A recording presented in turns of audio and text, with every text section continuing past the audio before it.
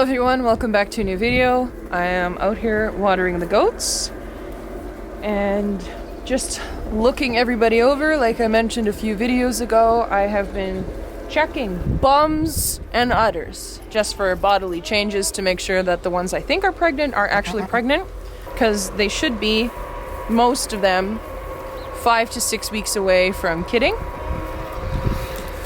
So first up here, who I'd like to show you is Kamouraska. She's a doe that I brought in from Quebec. She's looking very round already. She's about 5 weeks away from kidding. She's an absolute sweetheart, although I'm not a huge fan of this turned out horn. There goes my brother. So what I have been looking for is her roundness, obviously. She doesn't want to show me her udder. This is kind of what's going on here. You want to stand still, sweetie? No? Okay, that's fine. You're silly. This is Cupid. But yeah, I'll usually just kind of tuck in there, feel the udder, see if it's filling up or not. And then hers is the first one that I've noticed has been filling up. So it's like just starting, so we're getting there. And she is due on December 26th to this guy. Yes, you're gonna be a daddy.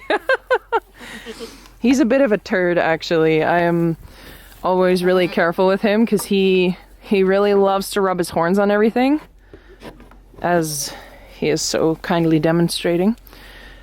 But I was gonna sell him, and then I kind of changed my approach to how I handle him. He's still a very dominant buck. Like, even with his does, I'm not like the hugest fan of how he treats them. Like, he is the first one to be at the food and sometimes the only one to be at the food trough. However, he's not a buck that I really want to sell anymore, because the buckling that he has thrown for me so far has been extremely hardy, and with the losses that I've had for some of the goats that I have had these last little while, I have, realized that I need something that's a little bit more hardy that can handle it here in the wintertime.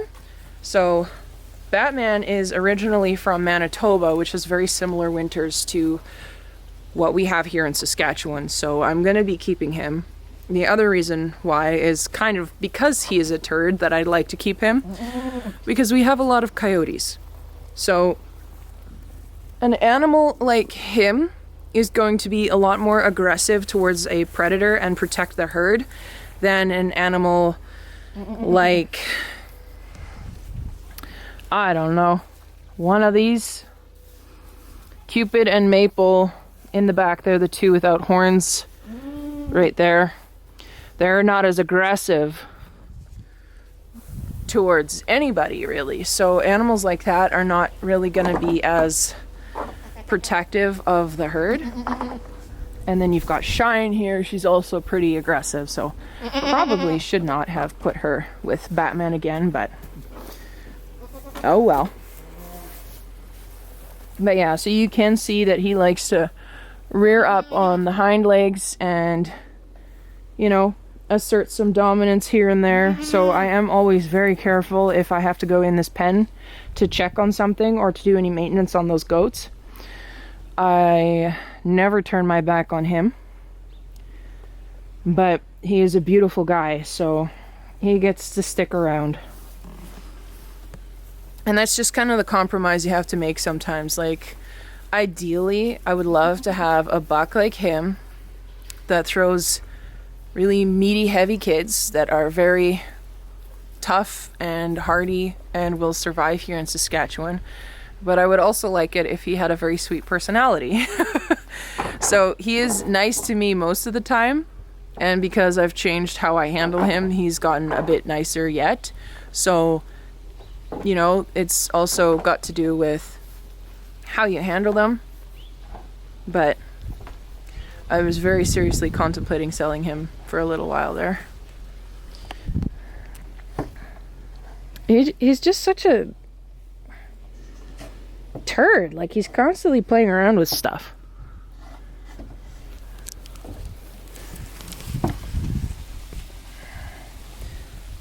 You got somebody chewing a bunch of cud there. That's Margaret the Enforcer. And this is the herd queen, Kamaraska. She is the matriarch of the herd. Hey, sweet goat. So I'm just gonna go over some of the goats in here and tell you guys who they're bred to. So this is Rhea. She's bred to Hurricane. She's actually due December 20th of this year. Harissa, also bred to Hurricane. DG, also bred to Hurricane. Zinnia Lee, she's open right now, but she's gonna be bred to Sinbad. Fern over there in that pen is also supposed to be bred to Hurricane. And then Enchanted Evening behind her, I had in with Sinbad, but I pulled her out because he was just bugging her too much. So I don't think she's bred yet. And then Flicka in the back, but she's too small, so she's not bred yet either. And we have Pixie Sticks here with Hurricane. And she's very obviously in heat, and he's singing all the sweet nothings. You can see that she's flagging her tail. Yeah, I'm not going to show all of it on the YouTube because YouTube does not like that. But she has been bred 3 times now. And we have a very slighted and jealous gentleman over there on the other side. He's very upset because he doesn't have a lady.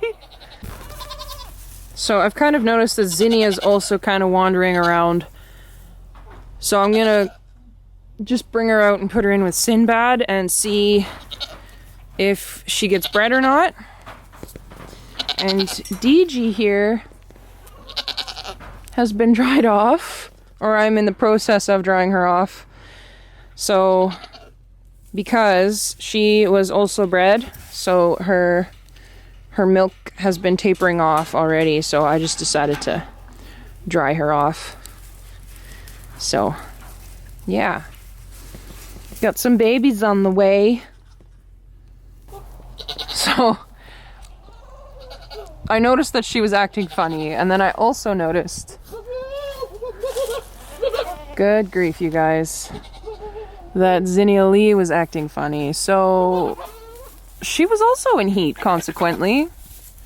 She plays a lot more hard to get than Pixie Sticks does. So after that, all that's left, if everybody has caught, the only one left to be bred is my mom's goat Fern. Pixie and Zinnia are both my mom's goats, so I'm just making sure that those guys are getting bred while my mom and my dad are in Holland. So just this lady in the front there left to be bred. So yeah. And that's the lowdown on the Nigerian dwarfs and who they're all bred to. And don't ask me how I can remember all of it. I don't know. I just have a very distinct memory when it comes to animals and their situations. I can't get over. Goats are some of the best animals on the planet, but they're the weirdest animals when it comes to breeding season. I'll never get not weirded out by it. So, because DG is being dried off, it means little Ari there is also being weaned, so no more baby bottles for her. But she's 5 months old now, so she should be able to handle no bottle. It's really funny though, you can definitely tell the difference between a single, that's Licorice, and Ari, who is a triplet. And then Dreamer and Bandita are both twins, and their brothers are right there. So the size difference is quite a lot, actually. That's gonna be it for today's video, guys. I hope you enjoyed it, and if you did, please like and subscribe and share it with a friend. And if you didn't get the announcement a little while ago, there is some merch in the description box down below, so check that out, and I will see you guys in the next video. Bye.